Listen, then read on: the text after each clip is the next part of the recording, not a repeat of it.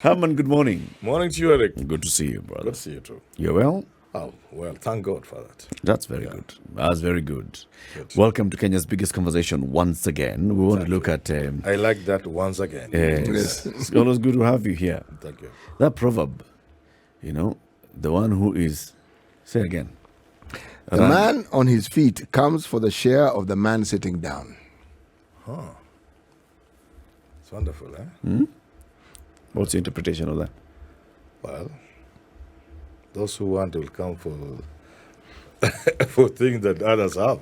I don't know.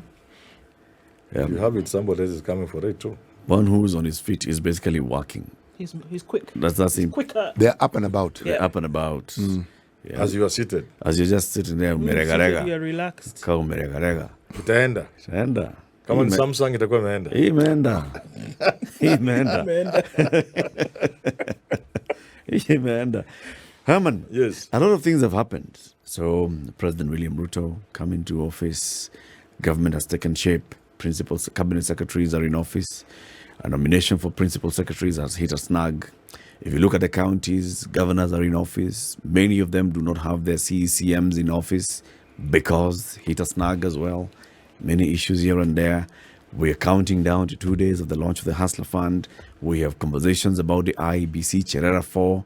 There's petitions that have been taken to the National Assembly. That has started. The clerk of the National Assembly has already sent out invitations. Please let us hear your thoughts, because the majority wants to amend the IEBC Act to look at who forms the appointment team for the IEBC Commission. Very many things are happening, Herman. Yes. Which one is top of your mind? This movement. Movement. I was once sick. Acute pancreatitis. And nothing moves in the abdomen. So this is Dr. Susan, Dr. Aliboy, Agakhaniksum, they were knocking on my tummy. Now this here is a dead tummy. So if things are moving, then it moves the country as well. Yeah, we are not stagnant. The country, things are happening. There's bowel movement. Yes, bowel movement. The country is moving. The bowels of the country. Moving. Yes. Yeah? Yeah, the country is moving, which is good. Which is a good thing. Yeah. Let's start with this current one, the one that's hot. All right? Yes. In fact, the Standard this morning says, same cabinet, different maize scripts. Cabinet Secretary for Trade Investment says, I'm going to be signing instruments for the importation of maize into the country to bridge the shortfall. MPs representing farmers say, what shortfall? In fact, we're even about to harvest. Yes. What do you mean there's a shortfall? A shortfall where? Yes. Delay this importation until we see something happening. Yes. The Prime Cabinet Secretary, Musalia Mudavadi, goes to Lamu. He says, actually, the issue of maize should have started with Medekali Nturi, the CS for agriculture, Not Moses Kuria. Yes. At the same time, Moses Kuria is saying, by the way, you farmers, if you have maize, I'm giving you 72 hours, sell that maize. If you don't, I'm opening importation. Yes. What's your view on this? What's happening in this government? I think you could conclude by saying just suckers. But you could also say the fellows in government are still learning the ropes. It looks like they are not prepared to govern. But that's normal. When you start something, you have to learn it. But if you are to address it in a much more serious way, then you'll be sorry for this country. Look at people speaking at cross purpose at that high level. Look at someone saying he's giving farmers 72 hours. Where are they going to sell the maize? Some of the maize is still in the shamba and he knows it. How do you sell that which is still being harvested, for example? Secondly, we know it has happened before, specifically in 2014. Is it 2014 or something like that, sometimes back. When people are saying maize is going to be imported, but the following day it was being offloaded. So there are stories that maize is already there. So, and that tells you why it is a trade minister instead of the agriculture minister who will have the pulse of the country in terms of maize stock and what have you. That could be agriculture ministry, okay? But if it's a question of trade, you see, these are most likely buccaneers. Yeah. people out to make some little money, which is normal. This Kenya, people go for money. But it's also tragic. It's tragic in two ways. It's tragic because we seem to be in a hurry to import GMOs. That's a story for another day or another time. But tragic because what are you wanting to do with maize farmers in the short term, in the immediate term? Because they have the maize. And you bring in maize in, 10 million bags of maize, we are told. What are you telling farmers in the North Rift? What are you really telling them? This is disaster for them. The maize price will drop so bad because millers will buy the cheap one. They will not buy maize from farmers in Eldoret or Kitale or Kakamega or Bungoma. They'll buy from the imports. So it's tragic because government policy surely should pretend to care about people. Even pretend. These are they're not even pretending. They just say they don't care. But then, Herman, if you just so look from one end of the spectrum to the other. Yes. Let's start with the consumer. Yes. The consumer is complaining about the high cost of maize flour. Correct. All right. And when the consumer asks, why is this unga so expensive? The miller says, it's because I'm getting the raw material, that is maize, at a very expensive price. Yes. In fact, I'm having problem accessing maize. Yes. Why is the miller buying this maize at such an expensive price? Because the farmer says, it cost me a lot to produce this maize. Which is all true. Which I'm not selling. Yes. So farmer wants to sell at a certain price. Yes. Miller says, if I buy at this price, I may not be able to actually sell it to the market. Okay. Consumer says, I may not be able to afford this maize. The previous government had come up with this scheme of saying that they're going to do the subsidy at the miller point, Okay. miller to consumption. Not many people felt the impact of that subsidy. Yet they talk about, was it 10 billion shillings? Yes. So what would your solution be if you were the one running government? If you were in government today, you can see all these things happening. What would you have done? You look at short term, immediate term, what you do in the immediate and what you do in future. Of course, for future, it's very simple. Knock sense into agriculture in this country, into farming in this country, which has to do with inputs, with proper seeds, with marketing, because one of the reasons why farmers don't do farming in this country, because it's not profitable. When you have a bumper harvest, whether it be tomatoes, be onions, be maize, there's no market. So you deal with the husbandry. Like when you say we have a deficit of only 10 million bags, if you just sorted out the little mess post-harvest loss, for example, like just provided drying facilities to farmers, and then proper marketing to farmers, you will have no deficit of maize in this country. In the immediate term, you do what people do globally, internationally, which is to have sensible, I want to underline the word sensible, subsidy arrangement. Sensible, not this one of buccaneers in this country, where subsidy means people to make money. A serious, well thought out arrangement where the farmers are happy because they are getting the right price, the millers are getting at a price, and they can sell their product for a profit, which is what they are in for. In between, there's a government trying to moderate through the subsidy system for a while before these other things take off. It's a simple, straightforward thing. And the amount of money required for subsidy is not even a lot. And when you must import, this we must also mention, you start with the most obvious solution, which is look for Uganda maize, look for Malawi maize, look for Tanzania maize. Commercial. Yeah, look for the region. There's maize in the region. Before you bring GMOs or whatever, chakula ya farasi, before you bring to Kenya, look around for really human food. Sure. In Uganda here, and Tanzania and Malawi, whatever. Then if that's not available, you might begin considering the Moses option to kill them. Wow. Yeah. Do you think, with all that's going on, with this long list of things that just seem to be tilting towards the negative, that the government of the day has a handle on things? The cost of living is a big issue. Well, of course, looking at this whole maize thing, there's children going to school in December, and the question of whether we're going to, have children in secondary school or primary school. I mean, there are many things on the plate. There's a hustler fund which is coming and going. Do you think the government has a handle on matters, even though the bowels are moving? Yeah, the ball is moving and the government is trying. We must give credit to President William Ruto and his government. Things are working. But let me tell you this, from my understanding of history. When a country is where we are, you need a firm hand. You need somebody who says something, of course, within the understanding of law. Oh, it's a firm hand. Yeah. I thought you were talking about a farm hand. No. That's State House. You know the letter mkulima kutoka was in English? No, I don't mean that. I'm just saying that you need somebody in control. Yeah. Evidently so. That's number one. And number two, which is really sad for this country, you need men and women to help you run government. We've seen this in history. When a country is facing challenges, kings and prime ministers and presidents and whoever they are always go out to look for the best they can get at that particular time. A couple of individuals, this seems to be the opposite in this country. At a time you are facing very serious challenges, you form government of people who can be anything but serious. That is where the problem to me is. So I'm not seeing government in control. Surely. And I'm worried because as a Kenyan, I keep saying there are not many people who love this country like Manyora.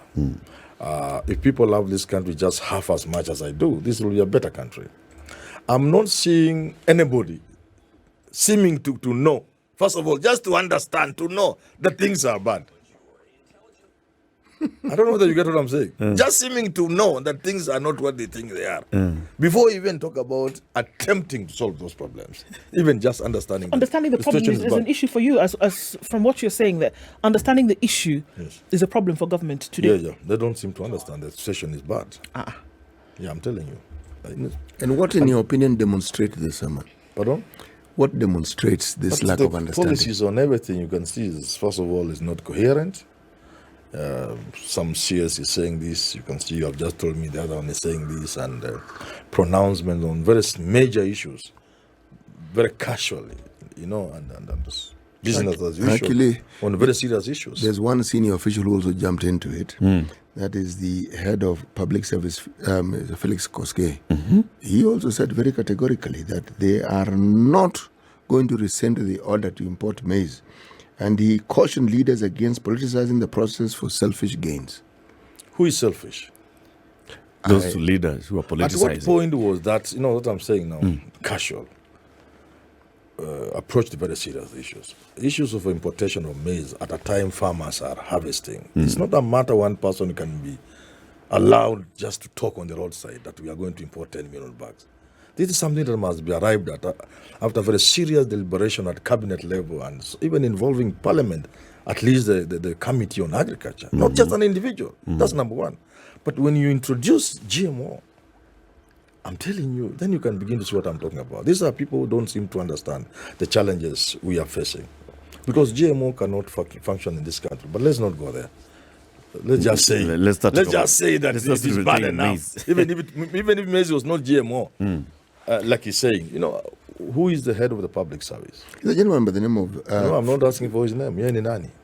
He's the head of public service. No, that's not his docket. Head of the public. He's to relay to the country what government has said. What does the head of the public service He's not do? government. Head of public service is not government. Yeah, it matters maybe serious issues deliberated at cabinet level. Now, when Kenyans are told this is what we have decided, we have looked, the experts have given us a picture about food in this country, and this is about what the needs to harvest, happen. what we are expecting, and the deficit. And to bridge this, we are bringing in 10 million bags, but we are prepared to protect the farmer. When these 10 million come, this is how we're going to handle it, so that the farmer will not be forced to sell their maize at 2,000 shillings. Because that comes only after serious deliberation. That's right. That's the kind of communication that should be coming from government. Yes, which is from the head of state. So the head of state himself, speaking in Kilifi last week but one, said the same thing. We are going to import maize. How? After Moses Kuri had said we're going to import maize. Yes. His prime cabinet secretary says, no, we should not be importing maize until we get information from the agriculture minister. Now the head of public service is saying we are not going to rescind the order to import maize. You see that confusion? There's a lot of government confusion doesn't seem to be in control. It doesn't seem to know. Can I add to the confusion? Who else? Why not? God. You see, while we're at it, let's have a delightful mixed basket here. Uh-huh. There are those who are claiming until the harvest is in and we know what we have, how can you talk of a shortage? Yes. Because it's when the harvest is in and we are clear that we've harvested everything we have that you can determine the shortage. Yes. But these people are determining the shortage before that has happened. Yes. So The invisible hand, somebody seems to be pushing them because, first of all, you the kind of announcements that were made regarding the importation, you tell there's somebody in a hurry to do something.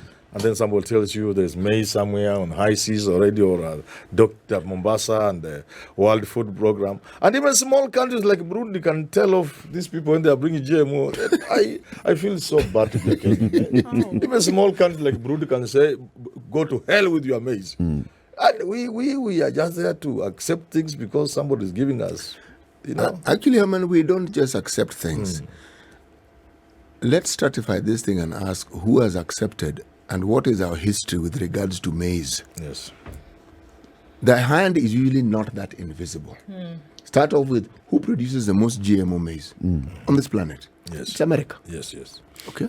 So, who is likely to give us or to sell or whatever it is, maize? Yes. It is them. Them. Now, the question you also want to ask is, so how did it happen? Because as you say correctly, this whole thing seems to be the whole process is being pushed. It's on speed dial. Yes. It's like let it happen quickly.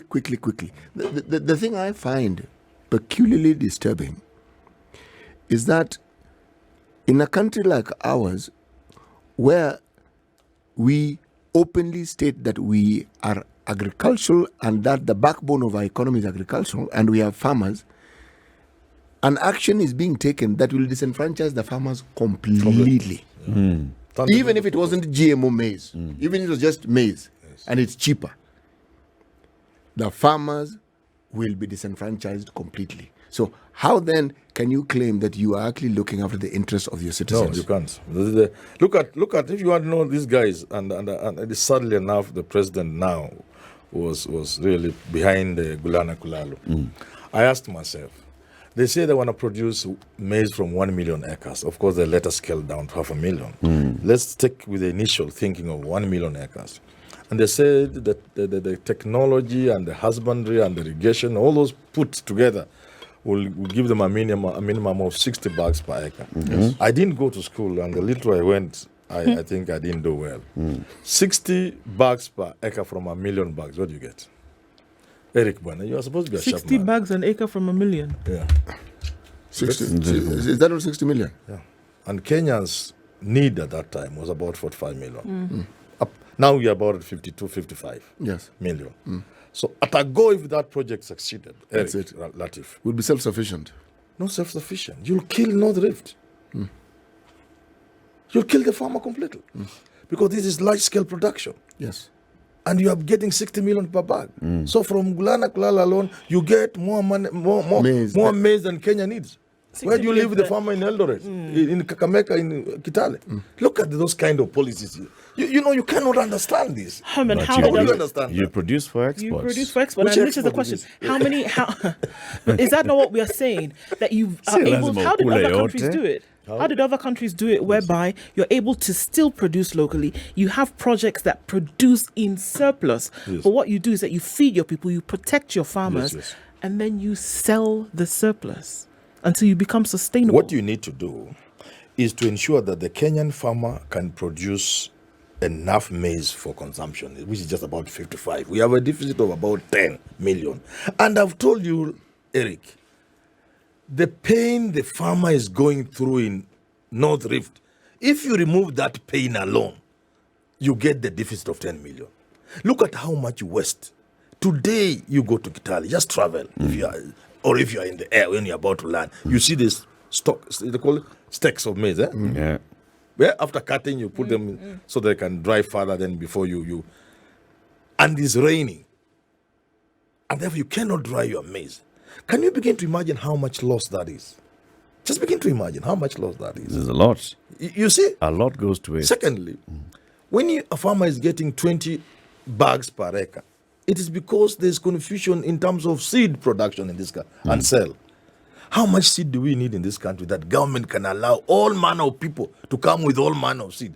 The starting point is to talk to Kenya Seed, University of Nairobi, Egerton University, Seuku, they have 30,000 acres or whatever of land, and tell them, please produce seed, free seed.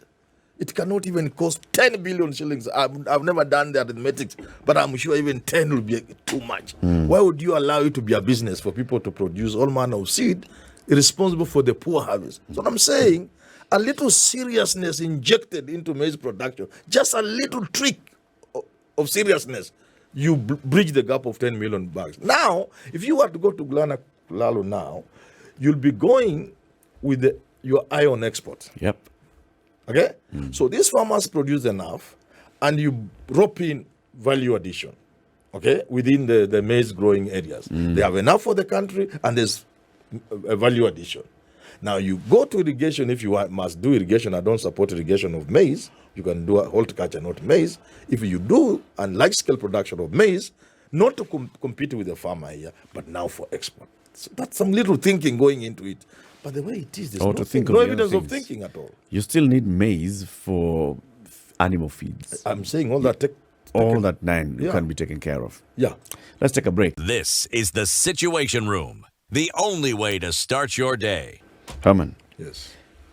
moving away from the maize issue, Raila is on the headlines today. What's that front page of the Nation? Fresh face-off There you revealed. Azimiola Umoja won Kenya's three-pronged approach to defend itself and deal with renegades as it counters President William Ruto's charm offensive in coalitions. Okay, it's actually coalitions. In coalition strongholds, in an exclusive, Opiyo Wandayi, who is the Assembly Minority Leader, explains Azimio's plans inside and outside the House to maintain unity. So it's called a fresh face-off. The Standard says Raila asks foot soldiers to protest new Ruto rules. The ODM leader has said the opposition will organize nationwide meetings to check President William Ruto's administration and protect 4 IEBC commissioners who contested the August 9th presidential poll results. The new push resembles the People's Assembly that Raila launched in 2017 to pile pressure on Uhuru Kenyatta's administration after his election loss. The pressure from the assemblies contributed to the March 2018 handshake between Raila and Uhuru in what reads like the 2017 script. The ODM leader says he is keen to use the broad-based forum to discuss issues affecting Kenyans and marshal public support for the IEBC commissioners. He launched scathing attacks on Ruto's administration, saying he'll not let the new administration push the country back to the dark days. Back to the dark days. Yeah, well. So first of all, the issue of the CHERERA 4, there are those that are saying this is political witch hunt. This CHERERA 4, they expressed their views. They were not found to have gone astray by even the Supreme Court did not say this CHERERA 4 actually broke the law. It said, Supreme Court said there are issues within the IEBC that need to be organized. Administratively, they need to get their house in order. But they did not say the CHERERA 4 had committed any. So why remove the CHERERA 4? There are so many things to say. I don't know where to start. It's too early in the morning. You're right, because as you're saying it, Eric, you revive something. I mean, why didn't the Supreme Court pronounce itself on that matter? Because It did. what exactly did they say It about did, the and I CHERERA 4? think if they came close to indicting Chebukati, I know this 4. So there are so many things you can say about these 4 This is commissioners. the point I'm making. You've at least said it. Yes. They should have. They should have done what? Who? The Supreme Court should have? You don't suggest an indictment. You indict. Yes. You say you censure. You don't suggest, approach it, and then withdraw. They said What have you done? They said Chebukati didn't have the power to do what he did. What he did was wrong, but they proceeded to say the elections were okay, which is again is okay. Is it Because really? we are basically dealing with hot air, and hot air is a difficult thing to handle. And it's also opaque. It can send a balloon up, Yes. So now, now that's one of the things that what does the Supreme Court say vis-a-vis what this petition is about? The two here don't make sense. They don't add up. Secondly, the commissioners are already prejudged. Because if you have the president pronouncing them as a rogue and how to subvert the will of the people. And the role of the president in the removal of the commissioners is so supreme that once he says these guys are rogue and they did ABCD, Judgment has been cast. it's already been cast. That's There's no point of going on with the process, because it's the president who finally appoints the tribunal, and the tribunal then is appointed, in a manner that will favor what the president is thinking, which is also wrong. But to me, the more important thing are two. I think number one is the question of what this government seems to be doing. It's out to revenge. At my age, I don't know whether anybody here is of my age. Muga may have white and grey. Is it white or grey hair? I've never understood. This hair is actually quite white. He may have It's white both. or grey hair, but he may not be anywhere near my age. At my age, I know one thing, Latif. Revenge is for children. It's for kids.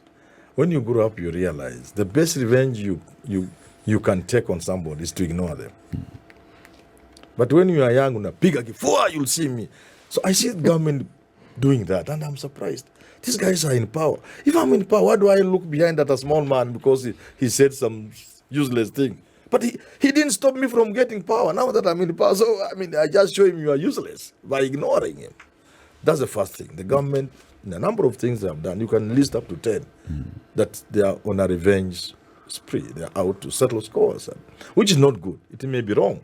But from DCI to these commissioners to whatever you call it, from the court cases and what have you. They could argue they're writing. Well, they could argue, but I'm saying they're writing they could the argue. wrongs. Listen, Latif, it's a public issue about perception. The perception that this country is out to revenge. It's just the wrong perception.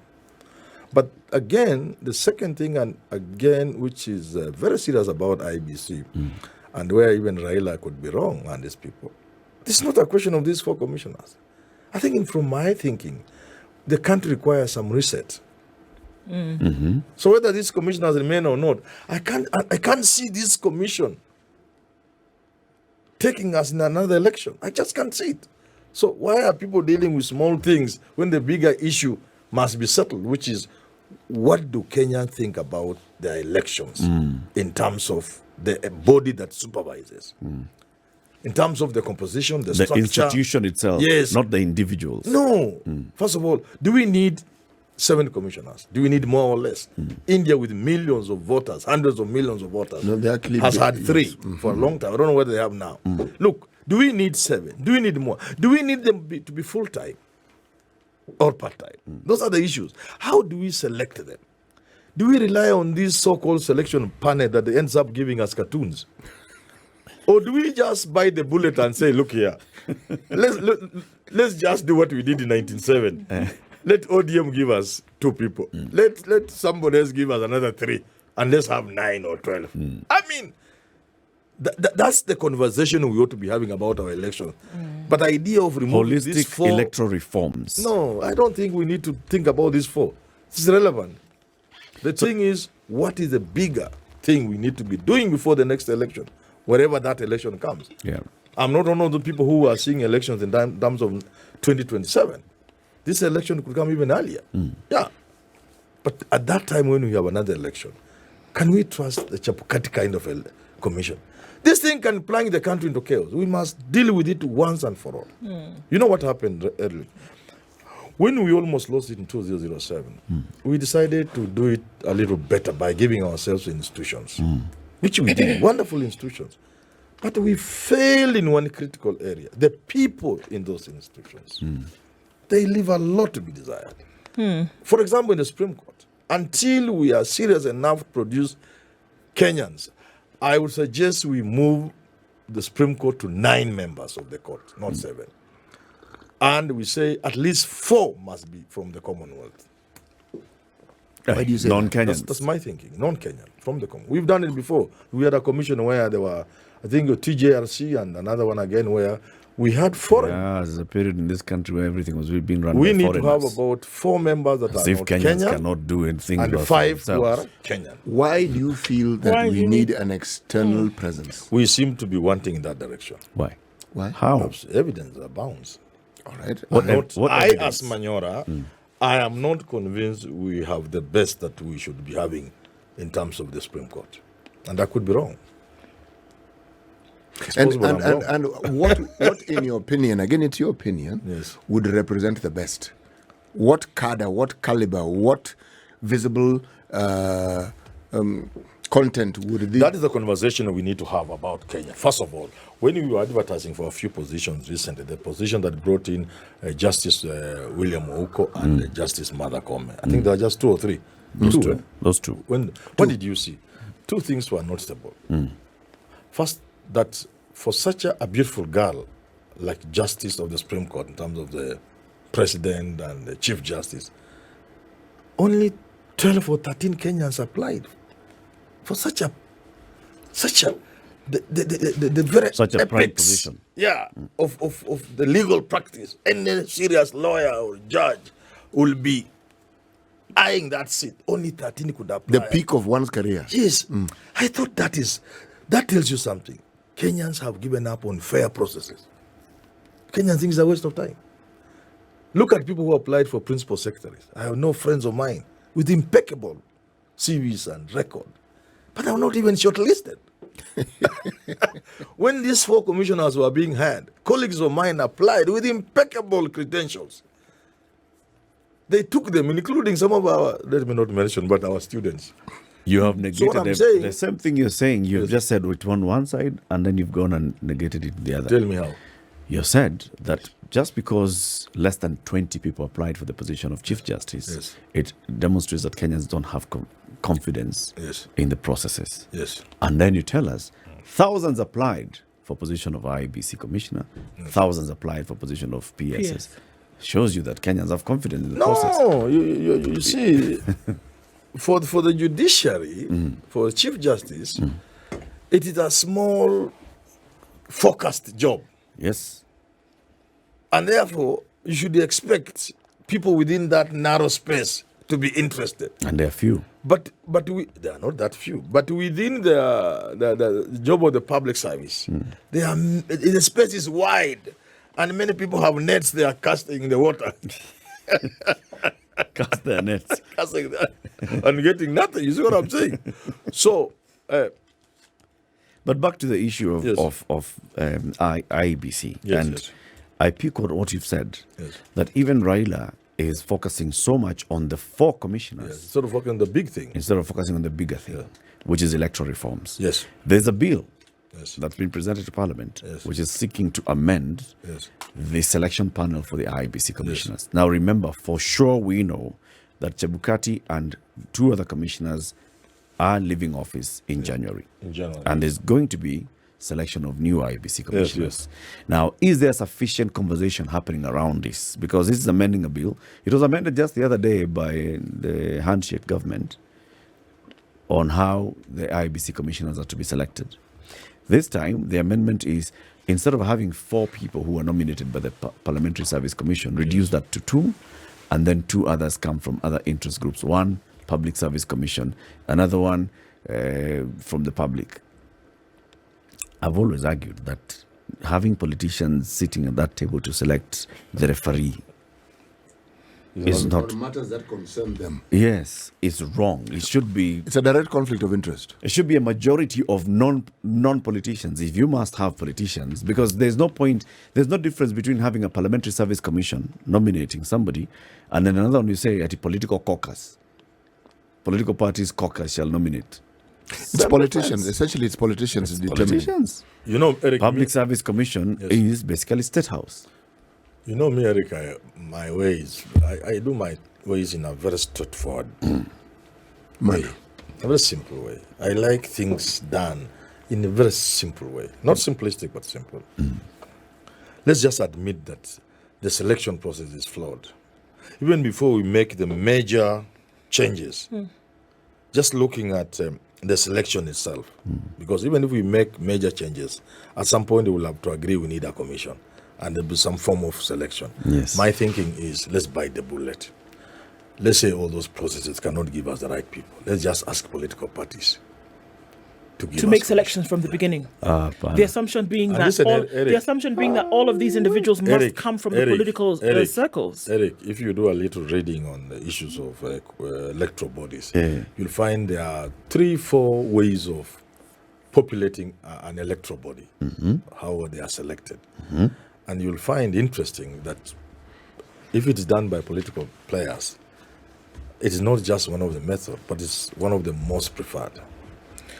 Why is is stop it? pretending? By who? Sorry, but where is this pool of- Scholars, I'm saying you Google, you find it. Herman, It's one. There are from- ways. There are various approaches of selecting Let's take a- commissioners to a body, whatever you call them. Let's take a step back. Political parties doing it is one way. But from what pool is this selection coming? Is my question. From what? From what pool is this selection coming? Once we give it to political parties, there's a problem. They can give us anybody. They gave us Jack Tuma. They gave us I don't know who. They gave us people. Manyora gave us somebody. I don't know. Yeah, and they were good commissioners. We pretend. Let's stop pretending. Let's say this thing is They were good commissioners it's partisan. in 97. Yes. The same politicians, some complained. In 2002, as we went to an election, Yes. the same IPPG kind of process gave us commissioners that went into 207. Yes. In 207, there was a whole issue of Mwai Kibaki's appointing some people. He's tinkering with these things, doing this and If that. we had continued with the same approach, perhaps it would have been better. Because Kibaki now ignored the other approach of selecting the commissioners, and he did it his own way. And I'm saying this is Kenya and we know it. Let's just look at political parties and tell them, give us commissioners. Once we have agreed on how many, then we share them out. Stop pretending. You know, there's a benefit here, as I see it, in that if political parties choose, when they pitch a fit, Yes. as they usually do, we'll tell them, excuse me, you are part of this. So Yes. please find something else to tell us. Yeah. Because the moment something doesn't go their way, they talk as though they weren't even aware. In 2017, the Supreme Court was very clear about what should happen with that electoral body. Yes. All these politicians kept quiet. They thought they were going to get. The only thing they are getting it. Yes, they did not. The reforms that had been alluded to did not come. Right. So now we have an election. Suddenly there's an issue. How? Why? So you need to look at The how you- opportunity was there. you need It's to the look at how same you thing, populate. Herman. Yes. Currently, before Kimani Ichung'wah moves his bill and they amended the law, Yes. currently, there are 7 people in the selection panel, Yes. 4 of whom come from the Parliamentary Service Commission. Yes. That is politicians. Yes. All right? The other 3 are representing other interests. There are those who represent public interest, which is still politically done. When these CHERERA 4 were appointed Yes. last year, it was this same way. And they seemed to have been talking, it's because it's politicians who've basically gone through this process. Even the vetting is done by the National Assembly. Politicians are involved. Now those politicians are complaining that these 4 have gone rogue. Yes. We are not That's resolving why the I'm issue when they telling give the you, you politicians. stop pretending. There are a number of things you'll do, of course. One of them is just how you select commissioners, which in my view should be based on political parties' strength. And then they give us directly. The second thing you want to ask yourself, the power of the IBC commissioners vis-a-vis the secretariat. You need to find a way of creating, some working relationship. Right? Who does what? Then we also need to decentralize our elections. We need to have some form of management of elections at the county level. It's done in America, for example. But we learn from America in terms of, its political parties and their biases. So we do it with that in mind. So we decentralize up to the county level, management of IBC. There are many things we can do, but a lot of we cannot do them here. What I'm saying is we need to think about we need to think anew about our elections, because I want to be allowed to repeat this. If we continue messing with this thing, it will take this country down. We are playing with fire. This country can go down. Because I tell you, the amount of anger people have in this country as we speak is not good for any country. Over what? Over the elections. No country is safe, especially a multi-ethnic country like ours. Over the manner in which the election was won, or over the manner in which the election was run, or those who won or lost? Over the election in terms of how did it end. Which means the processes.